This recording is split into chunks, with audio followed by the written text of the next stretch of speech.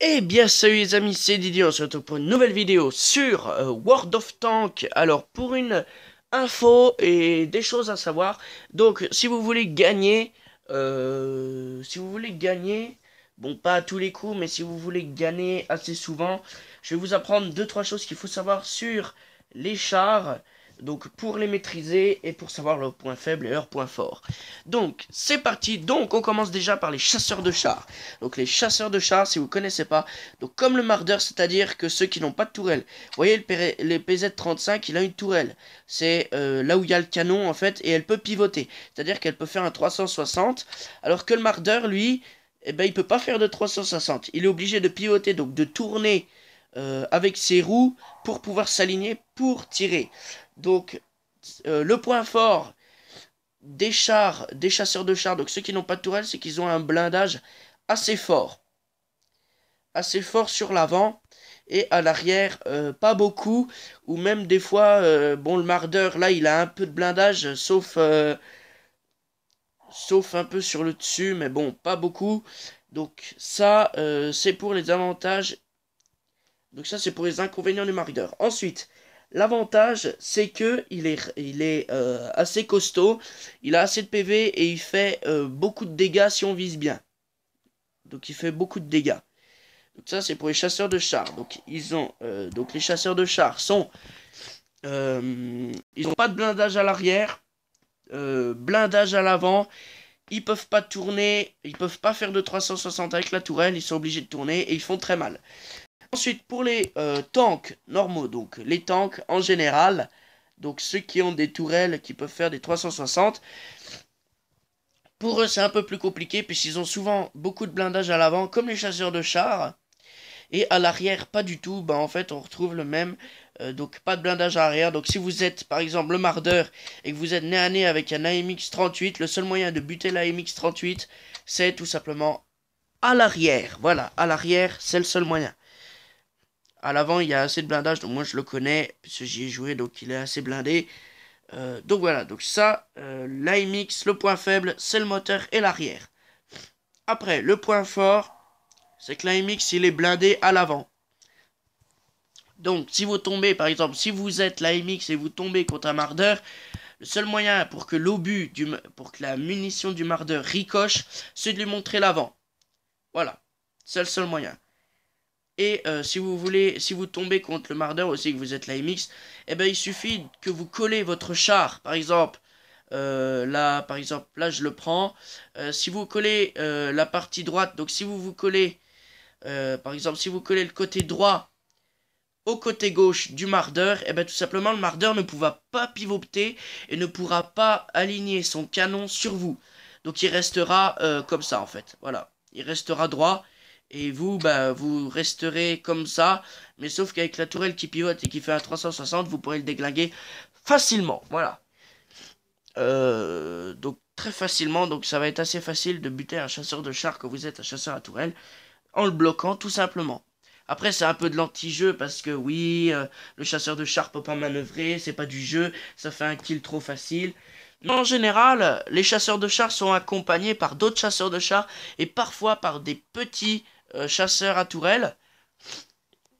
Donc ça peut être embêtant, mais voilà. Autrement, voilà le point faible des chasseurs de chars, c'est de les bloquer. Alors, voilà, donc ça c'est les points forts. Voilà, donc ça c'est les points. Donc ça c'est les chars à tourelle. Donc, mes chars à moi. Alors, je vais vous les présenter. Nous avons le FTAC, qui est un chasseur de chars, donc à tourelle fixe. Donc, les chasseurs de chars ont la tourelle fixe, donc ils ne peuvent pas faire de 360. Donc, un FTAC, donc c'est un petit chasseur de chars français. Donc, c'est un Renault FT. Ensuite, ici, nous avons un NC31. Donc, lui, c'est plutôt un japonais. Ah non, un Renault aussi. D'accord, c'est un Renault. Bon, je savais pas. Ensuite, nous avons un Medium 1. Donc, un Vickers Medium. Donc, un Vickers, c'est une marque de char anglaise. Donc, c'est un char anglais. Ici, nous avons un char japonais. Non, chinois. Ici, c'est anglais. Ensuite, nous avons un T28 qui est un char russe. Donc, un char russe. qui va devenir plus tard un KV1, donc char russe. Très très bien. Donc nous avons un PZ-35 qui lui est allemand. Donc un PZ-35 qui va devenir plus tard le PZ-38. Ensuite PZ-38NA. Ensuite un PZ-4. Et après un VK, voilà. Un VK. Donc voilà. Ensuite nous avons un AMX-38, encore un français. Et oui, les AMX, c'est ces bons chars français. Donc qui va devenir plus tard un AMX 40. Après ça va devenir un AMX ELEC bis. Après un AMX 12 et un AMX 13. Voilà, regardez l'AMX 13 qu'il a, c'est magnifique. C'est un gros char. Voilà, magnifique. Et ensuite nous avons un Marder, donc toujours allemand, donc le chasseur de chars, qui va devenir après un Hetzer. Alors un Hetzer, ça ressemble à ça, voilà. Donc c'est une boîte de conserve. Donc voilà, pas du tout blindé sur les côtés, très blindé à l'avant et pas blindé à l'arrière, voilà. Donc après, dans le Hetzer, on va avoir le Stug. Alors le Stug 3, c'est magnifique, je l'adore. C'est aussi un chasseur de chars, donc lui il fait très très mal, surtout quand vous tirez bien. Ensuite, vous aurez sans doute un Jagdpanzer 4, donc un Jagdpanzer c'est un Hetzer mais en version améliorée. Ensuite un Jagdpanzer tout court, voilà à quoi il ressemble. Voilà, on dirait un Stug monté sur un Hetzer. Ensuite un Ferdinand, alors le Ferdinand c'est celui-là. Donc toujours un chasseur de chars. Et je crois que... Alors attendez. Je crois qu'après il y a le Jagd Tiger. Donc le Jagd Tiger toujours tourelle fixe. Hop, pas de 360. Et alors là c'est la seule particularité des Allemands. C'est le seul chasseur de chars. Non, je crois pas que c'est celui-là. Alors voilà, regardez ce monstre. Ce monstre. Alors ça, il one-shot direct.